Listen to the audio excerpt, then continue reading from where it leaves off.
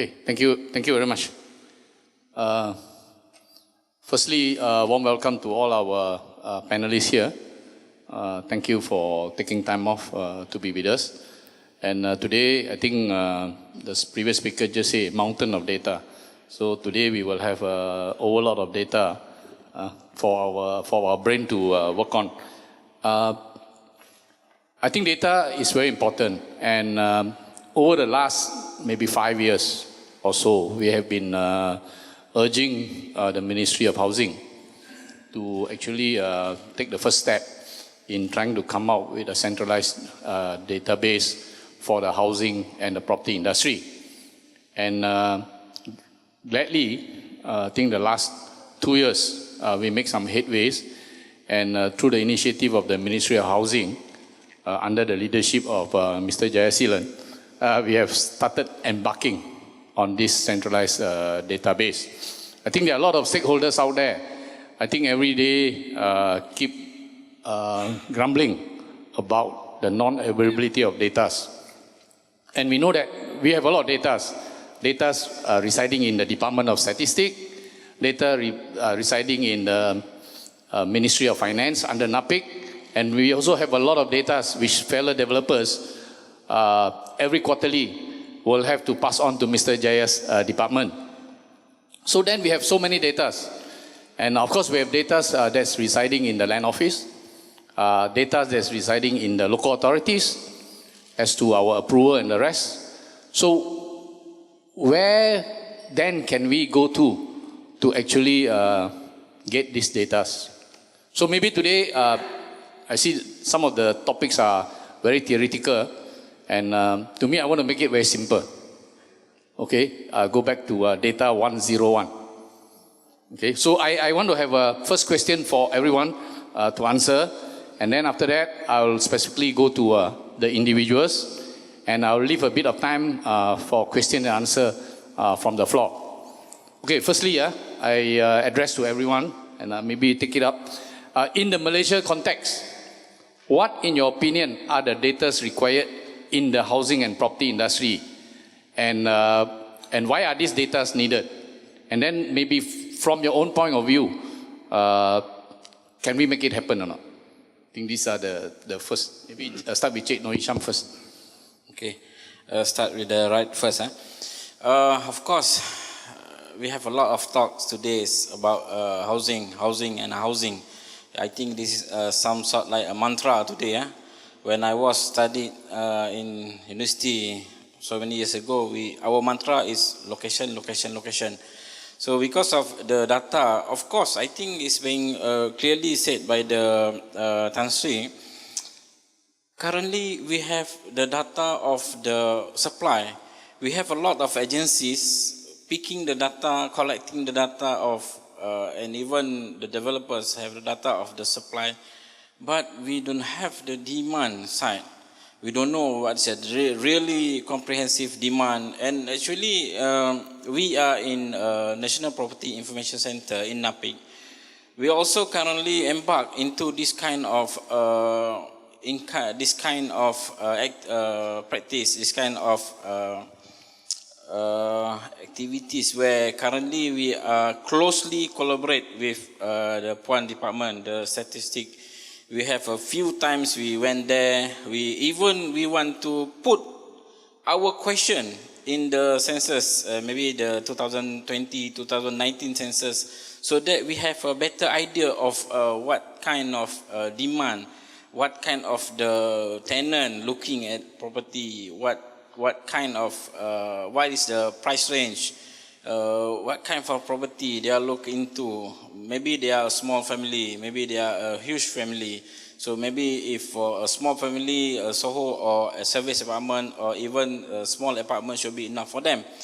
And also that's why, of course, that's our eagerness. That's our eagerness thing to do this current, this year or even next year, to really get a clearer picture of what is the effective demands of the housing needs in this country, so we can help the government to put up a clearer policy, to put up a clearer incentive to help our property market to be alive. Since we have seen last year the positive movement, so we hope to see it better this year. Okay, thank you. Good morning. The question here is that I always say that three things developer will be looking, or everybody is looking at it. Basically, the idea is what you want. But one is prediction.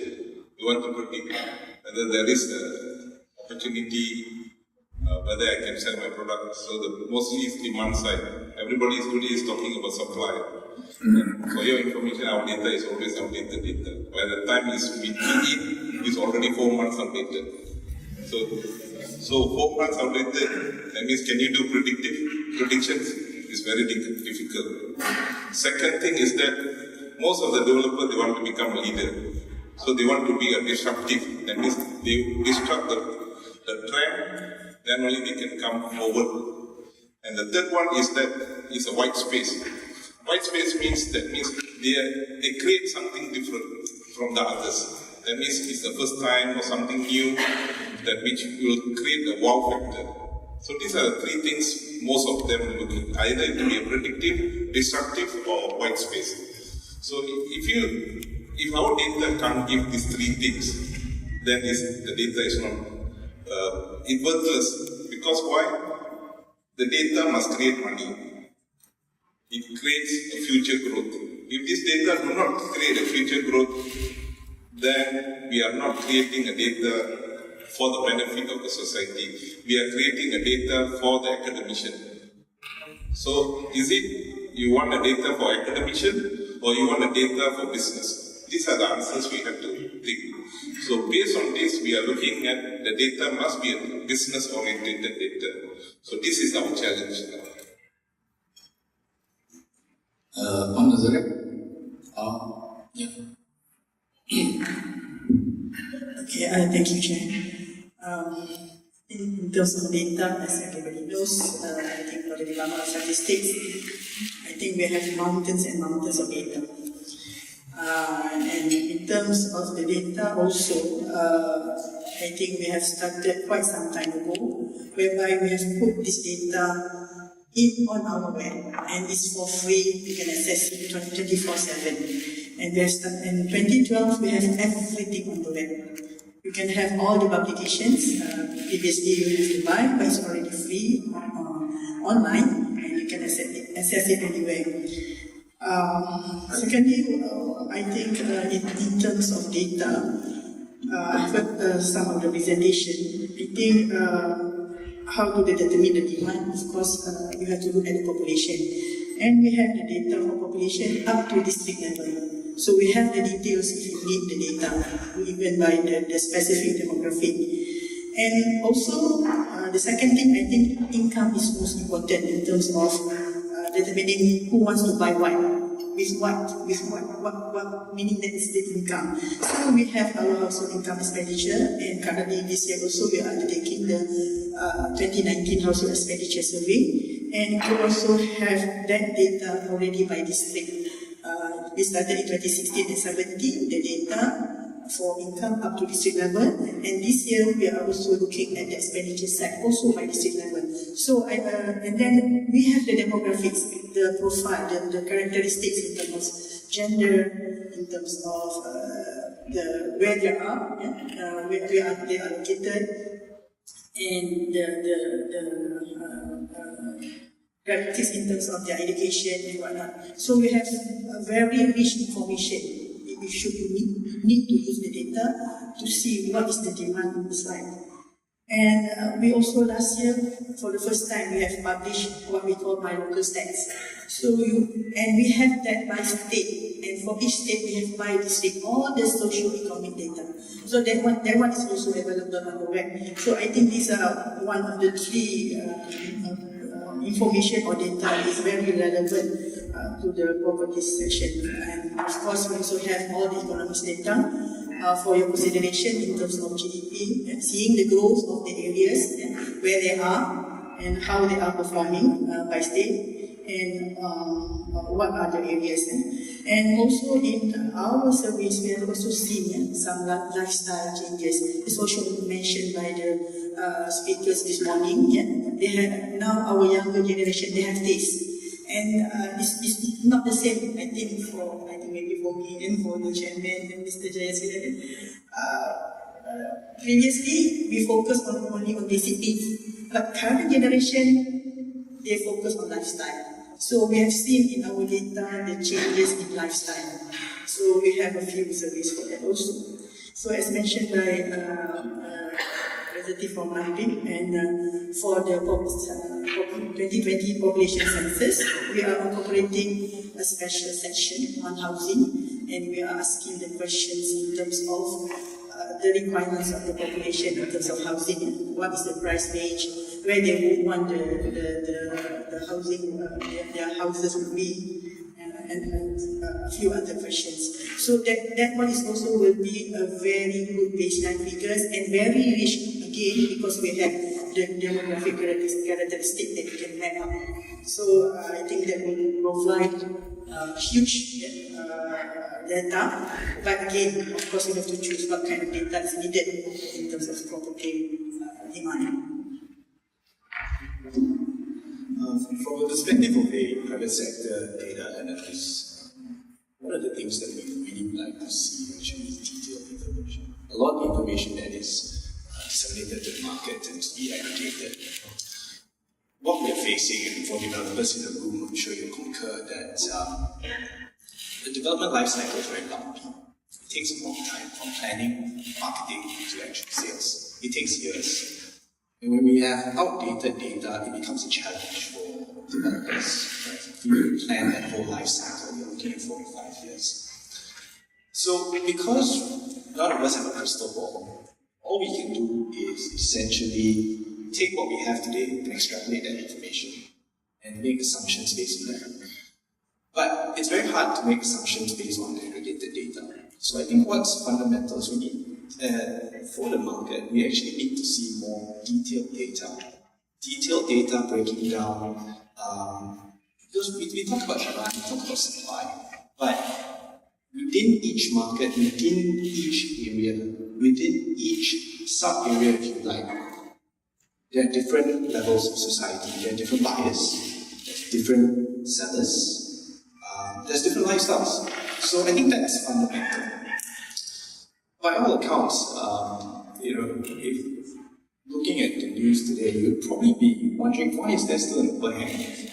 Demand seems to be there. Every time the media or the market says, I've got a solution, and is there a demand? You see a lot of people. I think you still see people showing up at developer launches. But are they buying? And why are they not buying? And I think that's the thing is, we need to start asking more questions. From a data perspective, it's not about just the data. We also need to figure out, what do I want to know? So what are the right questions for me to ask? And then we can start looking for the answers. I think we have got oversight of the views from the respective panelists here today. But I was hoping that the PTG was supposed to be here because he will be one of the main source of the supply because he will have the data on conversion. How many pieces of land has been converted from agriculture to development. And the other authority that should be here is actually the local authorities because they will then know the incoming supply as to how many developers have submitted for planning approval and also for the building plan that's going to come out. So maybe for the audience to better understand, okay, what is the government doing about this database center that I talked about. I want to direct my question to Mr. Jaya. There are a few questions here, 4 questions altogether. I think it's not a problem. Firstly, okay, we heard the minister mention in the various functions that we need big data for housing in order for us to have a more holistic picture of the supply and demand in the market. So when you talk to the guy who is not in this industry, they don't understand. How can this data help? So maybe you can please enlighten us on the following. What are the sort of data that KPKT are trying to collect? Okay. Is there any agency or department within KPKT that will spearhead this function, as it will involve different stakeholders and ministries? Okay. As we see from here, we have people from DOSM, we have people from JPPH, which is under Ministry of Finance, and the other stakeholders as well. Is there a timeline for us to see this becoming a reality? Okay, I think REHDA has been pushing it for many years, and when they asked me when should this data be available, I told the minister very frankly, should be yesterday. Okay, and what are the barriers that are delaying the process? And ultimately, when this is done, hopefully Mr. Jaya can give us a date afterward. How can various stakeholders access these data? Okay, Mr. Jaya. Very simple, 4 questions, no problem for you. Every situation have no problem because men made problems. Okay. The one going to spearhead this data collection at this moment, at this juncture, as today I'm speaking, is Jabatan Perumahan Negara. Okay. That's yourself. No, not myself. Jabatan Perumahan, everybody. No man silent this one. So your department will be spearheading this? Yeah, correct. Okay. How many years? Okay, very good question. My answer is 5 years. Very long, eh? I think too long for all of us. Yeah. Most of them won't be here already. We wanted it yesterday, we say.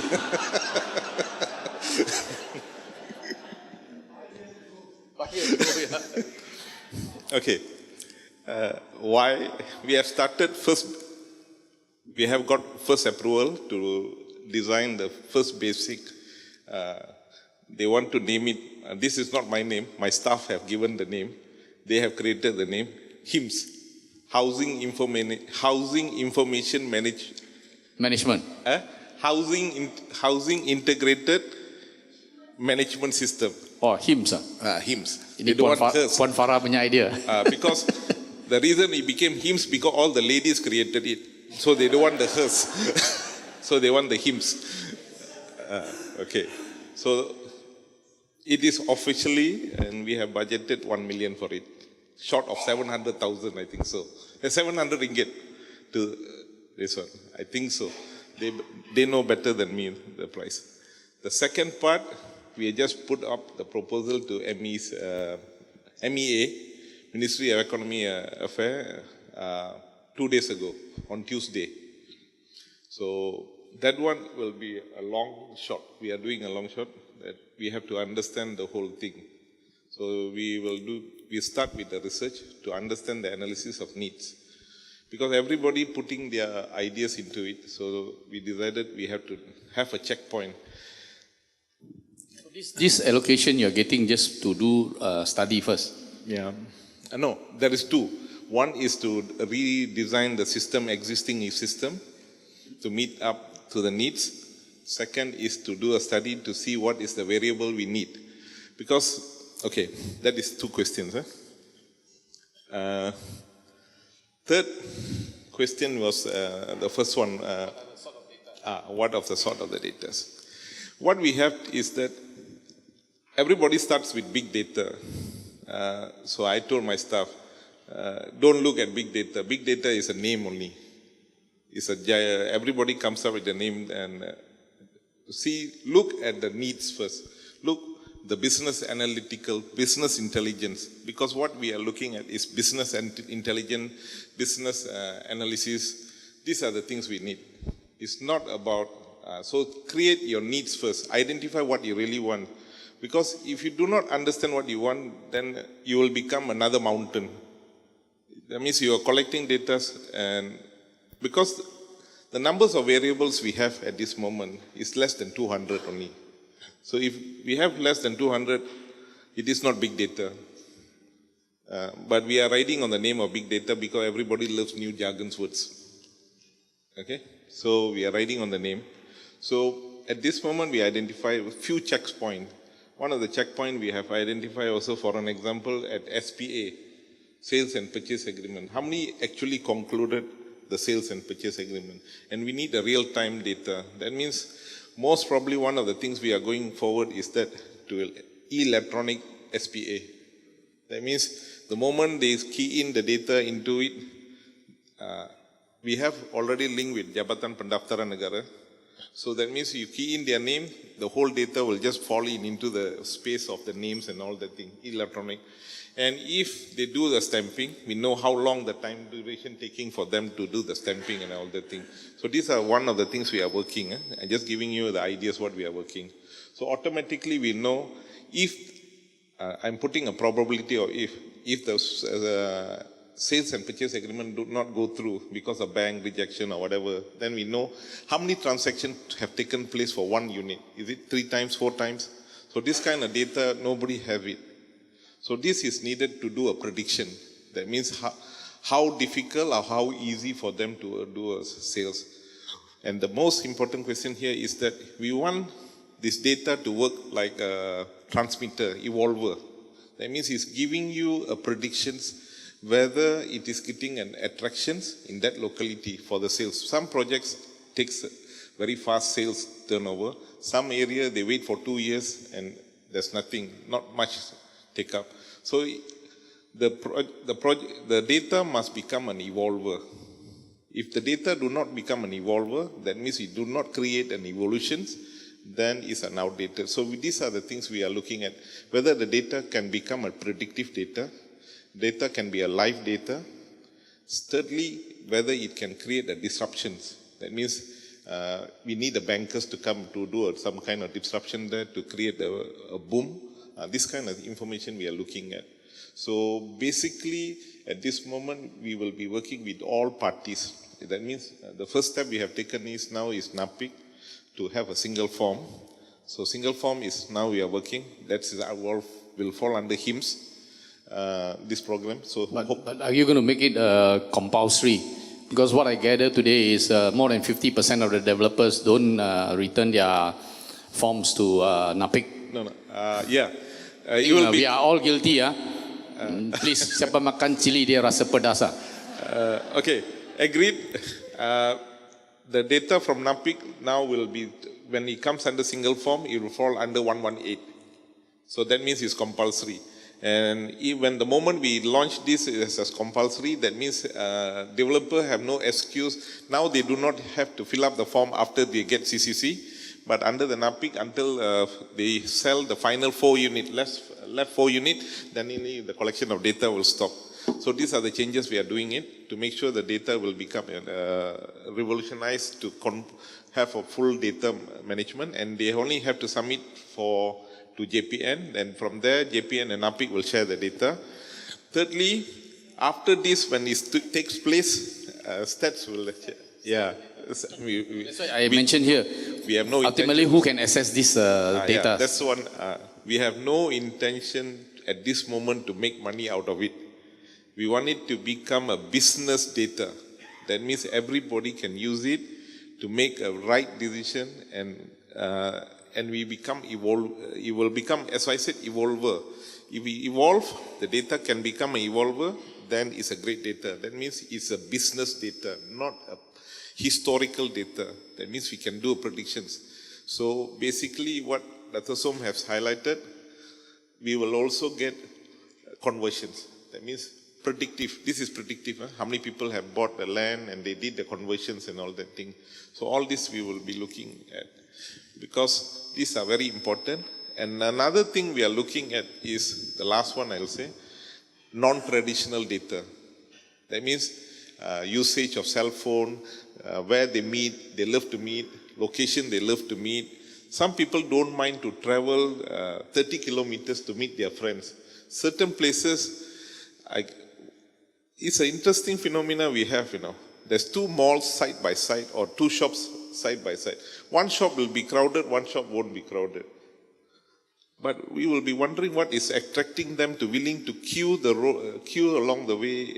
So this is what we call non-traditional data. So 60% of the non-traditional data we will try to capture to make sure whether we can make a predictive data.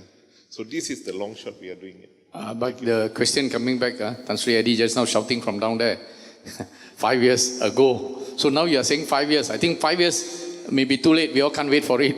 So why 5 years? Okay, why 5 years? And the other thing is, I gathered previously, because I am one of the privileged ones to have the initial discussion with you and the first few meetings that we attended together with you on this journey is we believe there will be some investment cost there. And the other thing is because I believe DOSH, NAPIC, Land Office, local authorities and yourself are all on different digital platform. Yeah, right. So I believe there has to be a convergence of this platform. So maybe you can also explain to the audience. You know, I'm trying to let everyone know that it's a journey, but it's not easy. But how can we actually speed it up? Okay, to speed up is impossible because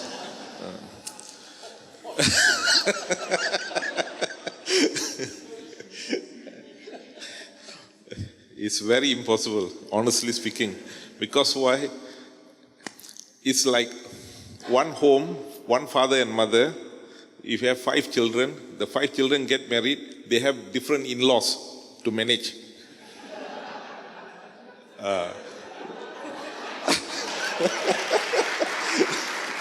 So you have to understand. So if you talk about PTG have their own bosses. If the bosses don't give in, so that's why I say they have their own in-laws. You know, so you have to convince the in-law. The moment you can have brothers. You know, we are brothers, but when we got married, we are standing alone. You know, stand alone, and we have to run our own family. So among brothers we communicate, but when we go to your wife or your spouse, then the communication start to break down because they will put in. So you think that all these are very difficult in-laws that you need 5 years to make them all understand each other. So when we started this program also, 2 years ago, the buying in was very difficult. Finally, this year only I managed to have a buy-in. As we started it in somewhere around in 2016, 16, 17. 16, 17, 18 we got in the buy-in, and this year it became a reality. Now we are working on it. So each of them have their own platforms, agreed. What we are looking at, we don't disrupt their platform, but we will work how to connect it to our main. That means there will be one entry, one dashboard, one system to support all these things. So these are the things I said just now will be very difficult for us, the challenges.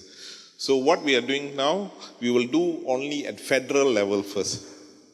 That means PTG and all this, NAPIC. That's why you don't see, I did not mention local authorities at this moment. We are only looking at federal levels first. The moment we have cleared all the data required from the federal level, then we move into cascade down to local authorities and the state.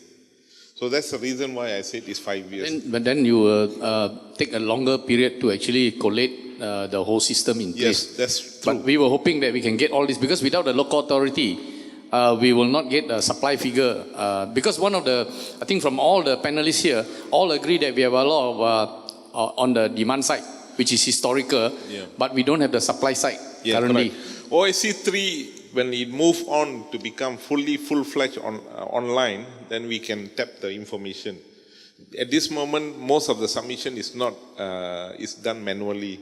So that's where we are hoping See, Mr. Jai, you understand that when you migrate it online, even our e-Tanah took us how many years? And today we are still going nowhere in some of the states. And the other is actually the issuance of a strata title together with CCC. I think today not even one has been issued. I think everyone has been coming to you to ask for exemption.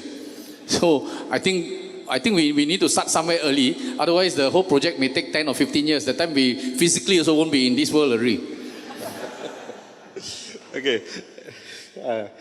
You're putting me in the fix now here. Okay. Dato Soam is going beyond the...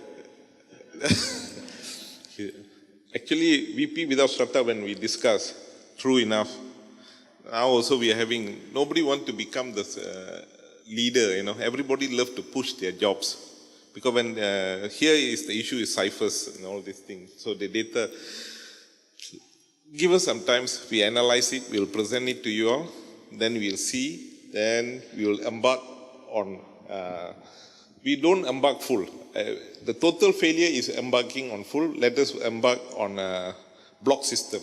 That is what we are looking at. We are embarking in a block, and then the whole chain is completed. Then we will make it into a one single track with all the coaches are assembled together, and they will move in line in one track. Then you will see the success.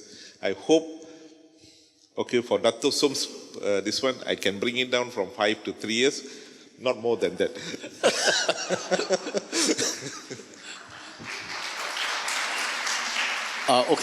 This next question I want to address to Puan Nazaria. We heard from her just now that the government is going to do a national census 2020. And maybe for the information and the knowledge of the audience here today, I know this national census is when you send out people to every household to get information. And one of the very interesting is household expenditure versus income as well. And you also talk about, I believe your census also covered traditional kampong houses and the rest. So then you can pick up household, apart from the new housing forms, you even pick up the traditional housing system that there is. One of the areas that maybe you can help to cover is actually rental market information. I believe in the census you also ask the occupant of the house, are you renting? Are you the owner? What is the household size? What is your income? What's your expenditure? I think these are the things lah. But I believe some of you may have been asked this question, or your wife or husband may have been asked this question when the people from the statistics department comes around. And then after that, when they finish, they will pin a piece of a red cut on the front of the house, I believe. Something like that. So maybe this is an opportunity for the government, since it's next year only, whether we can, as REHDA, whether we can sit down with you and see what are the housing information that we can derive out of this census. Maybe. Okay, thank you, Dato. So, okay, just for information, next year we will be undertaking the population and housing census. It's not only population but housing. As I mentioned earlier, we have a special topic on housing where we collaborate with NAPIC in terms of their requirements for data. So we already put in several variables of interest.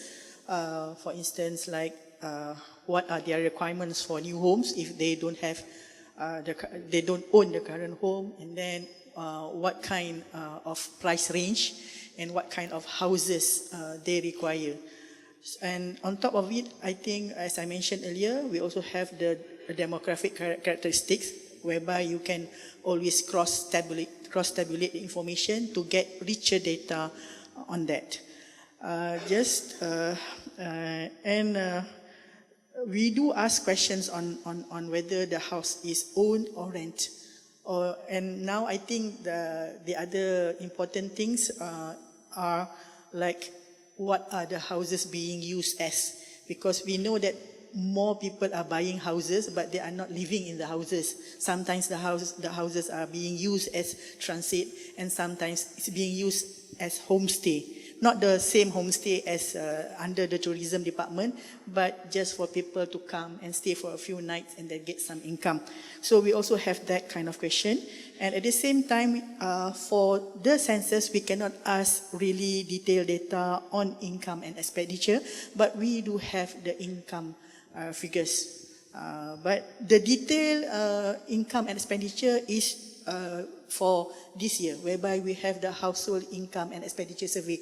And I think we can easily cross-tabulate the information with the survey on household income and expenditure to get much richer data. That means to say, if I want to develop a piece of land, say, example, in Ulu Bernam, Urubanam, which is far away. So you will have, I go into your database, you will have the household income of the people there. Yes. You will have the demographics there. Yes. You will have the household size there. Yes. So then we'll know whether there's a requirement for housing or not, if we can collect the information from the local authority, land office and all that, so that we know what is the supply coming to the market, whether there's enough population to actually sustain the new development there. Yes, we have all the details, and we can always cross that to get the information as required. Because one of the questions asked by the audience is regarding demographics. They want to know where can they get information on demographics, age profile, gender.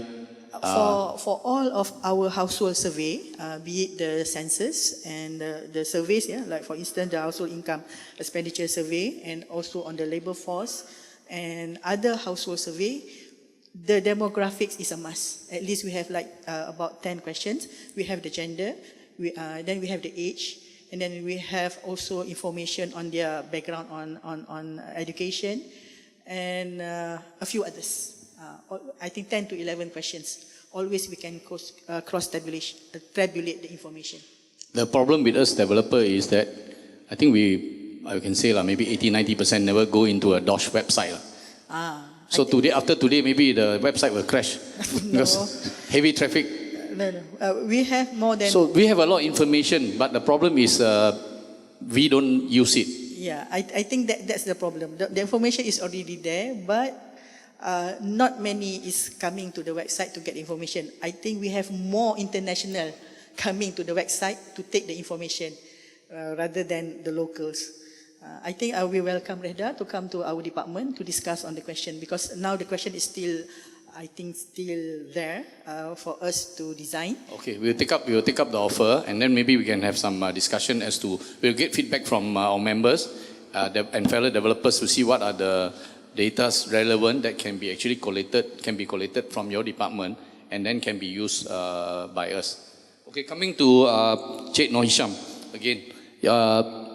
Everyone here knows that your data is always historical, 4 months, 5 months late, and like now we only issued the 2018 property report, and some of the data are glaringly inaccurate. Not your fault, inaccurate because developers' fault.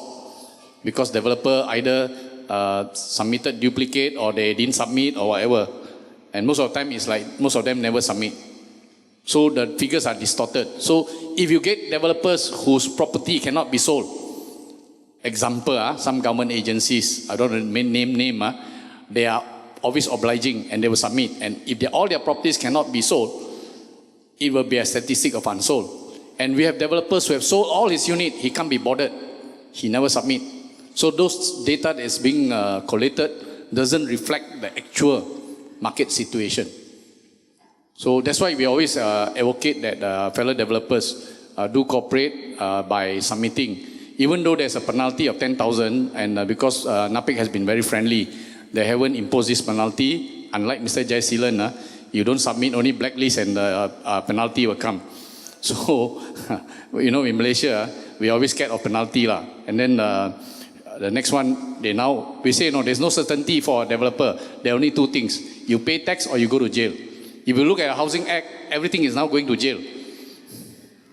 So I think maybe with the big X being real, and also that this information is now being collated by Ministry of Housing, we hope that stakeholders involved are updated regularly as to what is being done. And one of the challenges I remember from the first meeting or second meeting I had with Mr. Jaya and the officers from the other department is funding.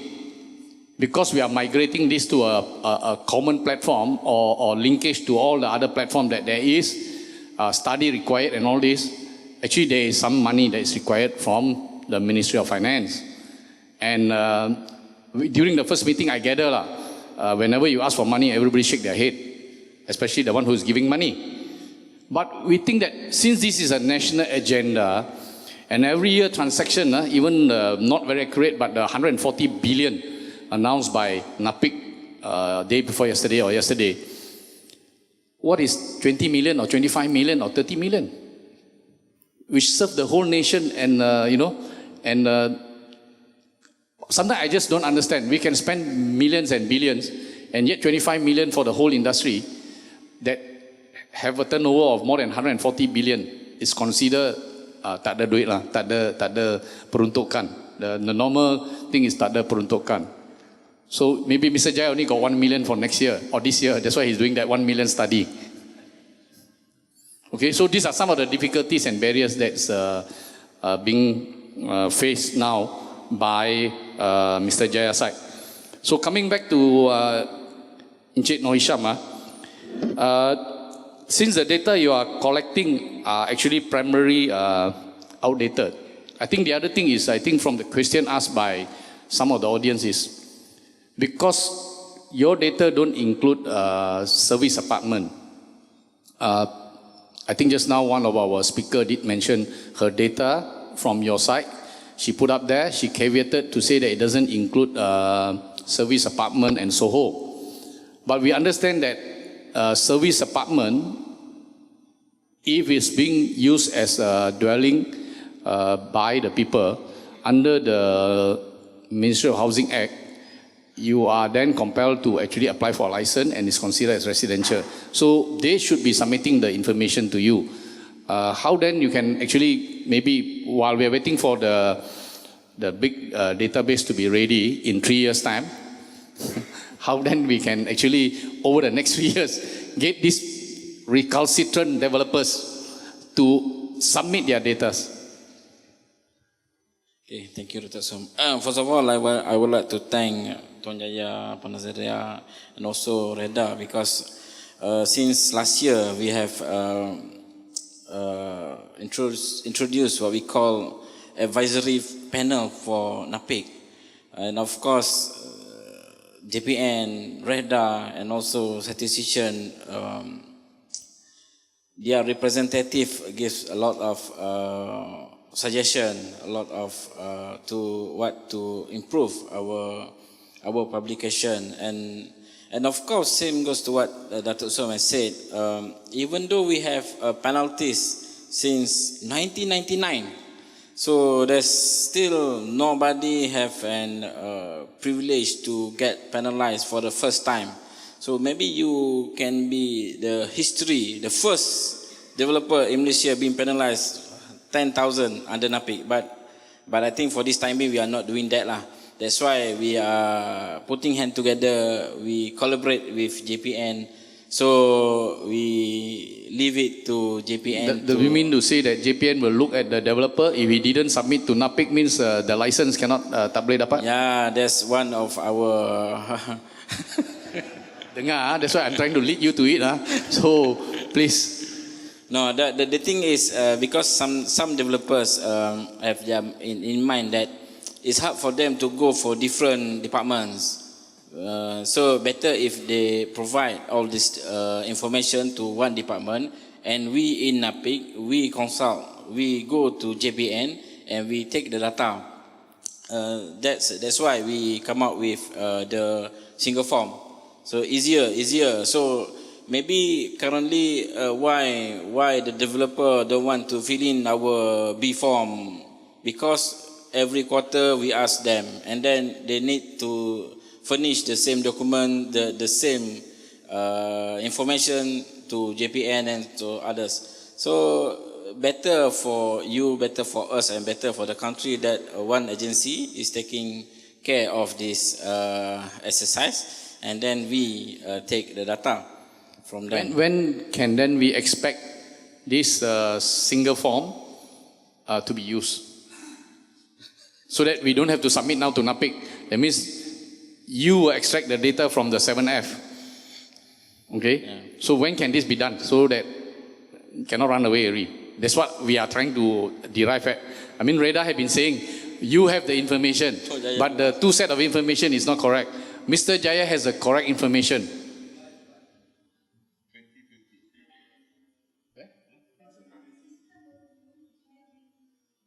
That's one July 2020 starting.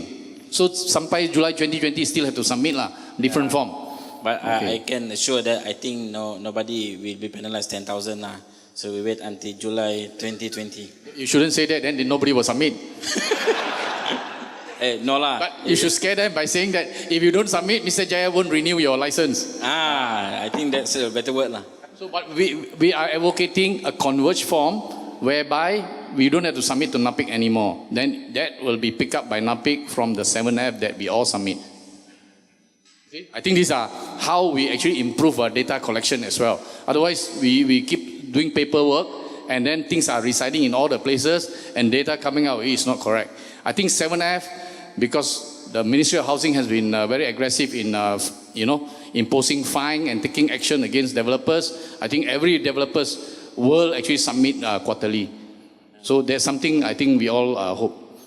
The other thing is, Cik Norhisham, I want to ask you another question on secondary and primary market. Because your data talks about generally the whole market, 313,000 units transacted, and then the primary market is about, residential is about 197,000. But then out of 197,000, we understand that there is a big segment which is actually the secondary market. So that information is important for us as developer, looking at the current situation now. Why, if it's a big portion, say example, if it's a 50-50, okay, that means developers are selling about 100,000 a year versus the secondary market. Or if we are only selling 50,000 versus the 150,000, there could be a distortion because people prefer to buy secondary market.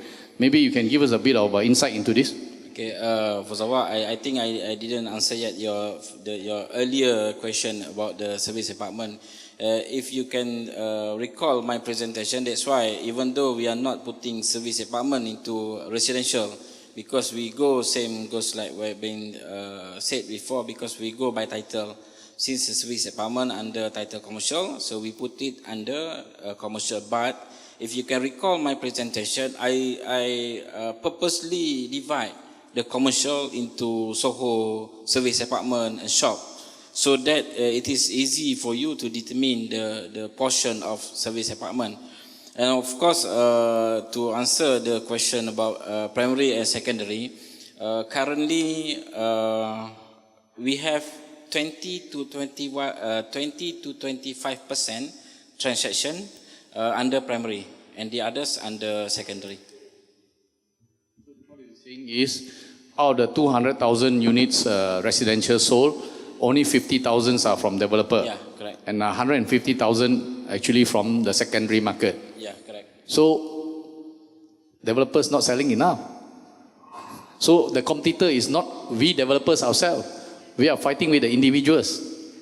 Okay, so this is a white space. Just now Mr. Jaya is talking about, white space that we need to look for in the current market. I would like to come to Joe again. I gather from some of the literature that you talk about National Rental Affordability Scheme. Okay, somewhere along the line. I don't know whether anybody picked this up or not. And I think the rental market is something that the minister has been talking about. And also Mr. Jaya, again Mr. Jaya, is doing the Rental Tenancy Act, which will also be out sometime later. Later on, we'll ask him when it's going to be out. But I direct the question to Joe, is because currently there is talking about mismatch of investors who buy the unit. Your idea was people who buy as an investor and then rent out the unit, be given some sort of tax incentive by the government. And then that fellow developers also who want to dispose their unit can give the discount to these guys. Okay? And also the renters. But where do we have this database? If I want to invest now, in example, I want to be an investor. How do I know? If after I buy, nobody rent, mati lah. So how do we, because this is your idea, we also want to hear from you. How can you make it happen? And how sure are you?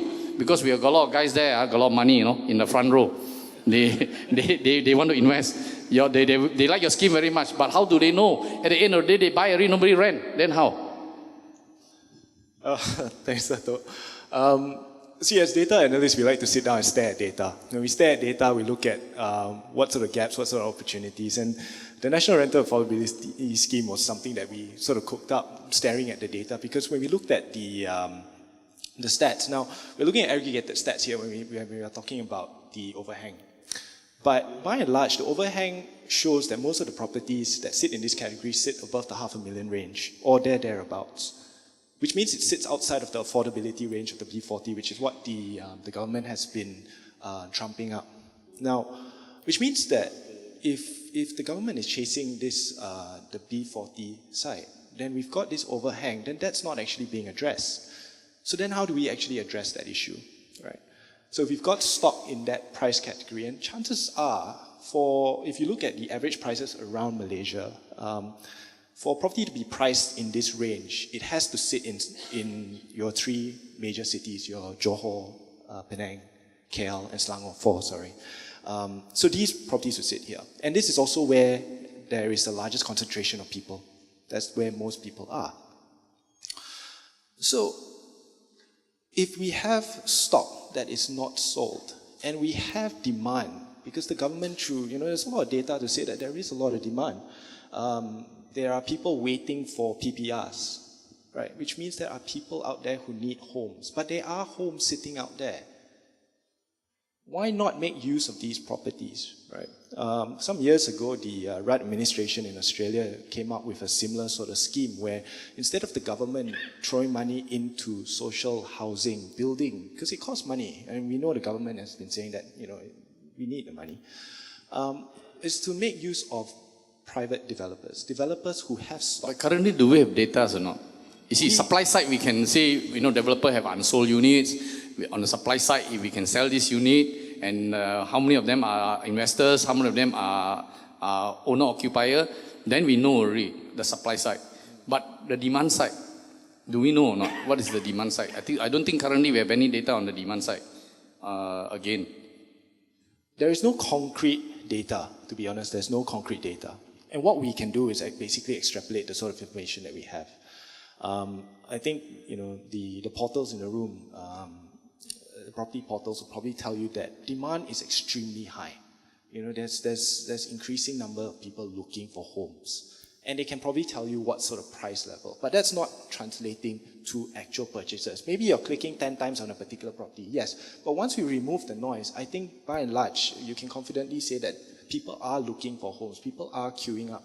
But affordability is really the issue here. People cannot get loans, people cannot afford to buy. So if people cannot afford to buy, then people still need to live. You can't expect people to live in shoeboxes, and God forbid, we don't get ourselves into a situation like Hong Kong where people are living in shoeboxes, right? Coffin homes, they call them.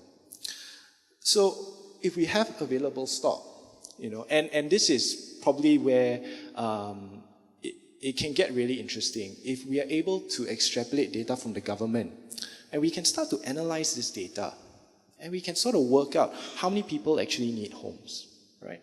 How much stock is available. We drill down to that actual one. We can actually get to a point where the government can say, well, the government is coming out giving rebates to first home buyers, but if your first home buyers can't buy them, that's an issue.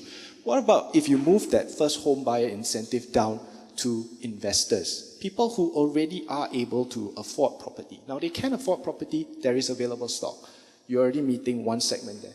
And then allow them to then rent the property out at a discount to people who actually need the property. Now, the level of discount will be based, that's going to hinge very heavily on what sort of data we have, right? And we're going to be able, that has to really follow demand and supply, okay? If there's more demand, more supply, the price changes. Very importantly, we also need to make sure that these properties are, we actually need to make sure that this data is then captured. This becomes a real good opportunity. I think, as data analysts, we always see that there's not enough data in the market. For buyers of this property, if you want to get this incentive, then you must lock your rental agreement with LHDN for your stamping. Government gets the data. And I think that can be a really powerful tool. It is an idea, which I hope the government can look at. Okay, good. I think this is an area where developers can then look at how you can do more sales to investors rather than just only owner-occupier. Before we go to the questions, maybe the last one for Mr. Jaya is the Rental Tenancy Act. Okay, when can this come about? And maybe just quickly, what's the purpose of this act? Okay, RTA we're hoping will be completed for tabling in the Parliament in next year, November or December. We are targeting it. Okay, what is the purpose? Is to create a market, because what we feel is that not everybody can afford to purchase a house. So we have to create a new market segment. It is already there. We standardize it, streamline it. It's basically to standardize, streamline it, and also to allow the landlord and the tenant to have a freedom. That means they will have an agreement that's for taxation purpose, and also there will be arbitrations if there's a dispute, because now you want to evacuate a tenant, you do not have a proper law. Now you have to jump everywhere for the laws, and you need the police and all these things. So we hope this will help to ease. So the model we are looking is 2 countries. One is Australia, one is Scotland. So these are the 2 we are using as our base to design it, but we'll try to localize it to Malaysian environment. That's it. Okay, now coming to questions. I think you see on the board there, a lot of data about property selling prices. How about real transacted rental data? Just now I asked about this. Can we get LHDN to play a bigger role in sharing our income data? There's nobody from the LHDN here, but I don't think it's so easy for LHDN to share their data with you. Okay. Mr. Jaya, this next question is for you. In this digital era, 5 years is too long. Data collected will be obsolete. I think we already mentioned this. And then demographic statistics, just now we talked about. I think the DOSH has this statistic. And I think, okay, now maybe we just open to 3 questions from the thing. We are running slightly late, but 3 questions from the floor if there's any. Okay, if there's no, then thank you to all the panelists. This, Tan Sri Edi, you are speaking as a REHDA trustee, REHDA past patron, or Prima chairman, or MKH CEO. Please identify. I get a bit worried because he's wearing so many hats.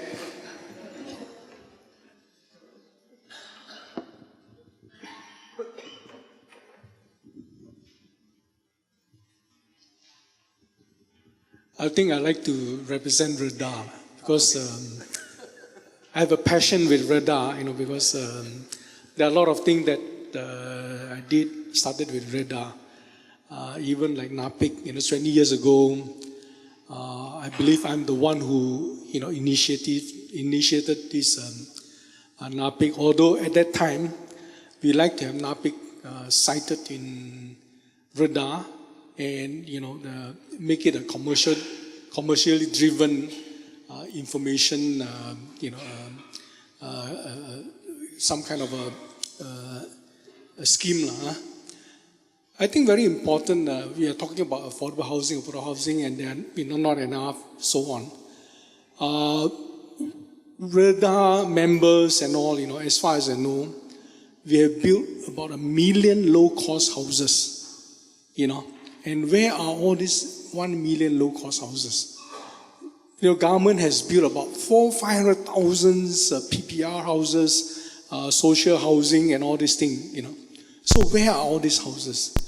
I think, Joe, I think that idea is a great idea in terms of, rental, rental subsidies, because there are thousands and thousands of houses now vacant. If you drive along, Semingi, you go to Rawang, thousands and thousands of houses are vacant and there are no taker. And if a scheme can be worked out, between, the owner and the rental, even if it's subsidized, I said the house there, 600 ringgit a month, government subsidize 300. I think it still saves the government a lot of money in building PPR houses, which cost 200,000 to build, if you factor this, 5% holding cost for these PPR houses, that is 10,000 ringgit a year you're holding in terms of holding costs, and you're renting it out for 250 ringgit. Whereas, if you just pay 250 a month, 1 year you're paying 3,000 compared to, the government holding cost of 10,000 a year. And then you are now, more or less what they call that, unlocking, unproductive asset into productive asset. What is houses for if it's not for living? It's just an empty shell there. What is it for? If you can work out a scheme where, what Joe has said, that would have saved. And of course, the hundreds of thousands of PPR houses and all this thing, now we are selling at a rent to own. I think you're building at 200,000, you're selling at 35,000 ringgit, it doesn't make sense. And then, government, I think Mr. Jai will concur that we are still building more and more of these houses. And then the other side, the leakage is being sold at 35,000. Here you're spending 200,000 to build new one, So it doesn't make sense. And then I think what the government should do is practice what is being done in Penang. The Penang, you have an income threshold. The moment, this is practiced in Australia, in England, all over the world. Once you reach the threshold, you should move out. I think, we should do a statistics, do a census, survey on all these PPR houses, all those DP care houses and all the, RSKU houses, who are all these people now owning it? There are people who have been staying there at a rental of 200 ringgit for the last 30 years. They have two houses, in probably, in Connaught or in Mida. But they're still staying where they are because it's very convenient. They have lived there, they're familiar with it. They don't want to move out. And a lot of, I think you have to do a census. If they have already exceeded the threshold, give them, probably notice to vacate. And if possible, it will save the government a lot of money if there are incentive given to some of these people who are staying there, who have now exceeded, the threshold, income threshold, to move out maybe by way of incentive. 1 year rental, say 5,000, 10,000, for these people to move out as an incentive. Doesn't matter if they have two houses in Taman Mida or what, Give them some incentive to move out. Imagine you save 200,000 building a new one, and you're only paying 10,000 to get these people out. And then maybe spend another 2,000, 3,000 or 5,000 in renovating the place to make it livable again. And many of them are livable anyway. I think these are the things that needs to be looked at, in terms of, you look at data, collection, all these are little data that will help. They will help affordability, they will help people live in the house. There are, lifestyle is changing now. There are people who thought of just wanting to rent for the rest of their life. If I rent a 600 ringgit a month for a terrace house in Eco, Majestic or where, in Kajang, compared to paying installment of 1,400 ringgit a month for the house. So I'm saving 800 ringgit every month by way of renting. So there are people who think of this as a lifestyle, change. I think this is important. I think perhaps in your census, that will help. Because we find a lot of people don't own home, but actually they don't want to buy a house. If you look at the one of the what do you call it, the survey done, that was about 6 months ago. The people's concern about housing is only 1.8% of people are concerned about housing. 60-70% of the people are concerned about living cost of living. So I think if you look at it, I think Joe, yours is a good idea. I think somehow we have to work into it. The rental, I think, act should come in very quickly, because you will want to be able to, if people don't pay, don't want the hassle of moving them. It's a big hassle. A lot of people don't want to rent because if I rent it out, this bucket don't pay me, I very difficult to get him out. And then you have an unproductive asset sitting there. And there are thousands and thousands of units there, I believe. of course, I don't have the data, but if you get the data, I may be proven correct that there are thousands and thousands of units, now unproductive houses that are there. We can't do anything because, of this. That's right. That's why we want to sit down with DOSH to look at the census in 2020. What additional information we can gather, especially on housing, the housing data.